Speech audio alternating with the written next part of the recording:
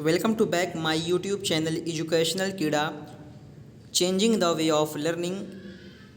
आप सभी लोगों का आपके अपने यूट्यूब चैनल एजुकेशनल कीड़ा में स्वागत है। तो दोस्तों, जैसा कि आपको पता है कि आज आपका डिक्टेशन है अभ्यास 9 70 शब्द प्रति मिनट की गति से ये डिक्टेशन आपको दिया जाएगा और इसमें शब्द दिए गए हैं 410। तो चलिए डिक्टेशन को करते हैं स्टार्ट। Ready start. गरीबी भारत में चारों तरफ फैली हुई स्थिति है। स्वतंत्रता प्राप्ति के बाद से गरीबी का प्रसार चिंता का विषय है। यह 21वीं शताब्दी है और गरीबी आज भी लगातार बढ़ रही गंभीर खतरा है। 135 बिलियन जनसंख्या से 29.8% से भी अधिक जनसंख्या आज भी गरीबी रेखा से नीचे है। यह ध्यान देने वाली बात है कि पिछले दशकों में गरीबी के स्तर में गिरावट हुई है, लेकिन अमीरों और गरीबों के बीच की रेखा को पूरी तरह से धुंधला करने के प्रयासों का कड़ाई से अनुसरण करने की आवश्यकता है। एक राष्ट्र का स्वास्थ्य, राष्ट्रीय आय और सकल घरेलू उत्पाद से अलग यहाँ के लोगों के जीवन स्तर से भी निर्धारित होता है।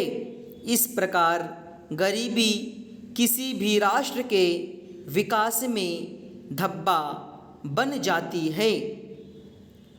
गरीबी को ऐसी स्थिति के रूप में परिभाषित किया जा सकता है जहाँ एक व्यक्ति जीवन के लिए अति आवश्यक आधारभूत आवश्यकताओं को पूरा करने में असक्षम होता है। इन आधारभूत आवश्यकताओं में खाना, कपड़ा और आवास स्थान शामिल है। गरीबी वह स्थिति है जो लोगों के जीने के लिए आवश्यक सभ्य मानकों को वहन नहीं करती। गरीबी वह दुश्चर्क है जो आमतौर पर परिवार के सभी सदस्यों को शामिल करती है। अत्यधिक गरीबी के कारण अंततः व्यक्ति की मृत्यु हो जाती है। भारत में गरीबी को अर्थव्यवस्था के आयामों और लक्षणों को ध्यान में रखकर परिभाषित किया जा सकता है, जो अंतर्राष्ट्रीय सम्मेलनों द्वारा निर्धारित कर दिए गए हैं। भारत गरीबी के स्तर पर उपभोग और आय दोनों के आधार पर निर्णय लेता है। उपभोग का मापन मुद्रा के उस भाग से किया जाता है जो लोगों द्वारा घर की आवश्यक चीज़ों को खरीदने पर व्यय किया जाता है, और आय की गणना विशेष व्यक्तियों द्वारा कमाई जाने वाली आय के अनुसार होती है।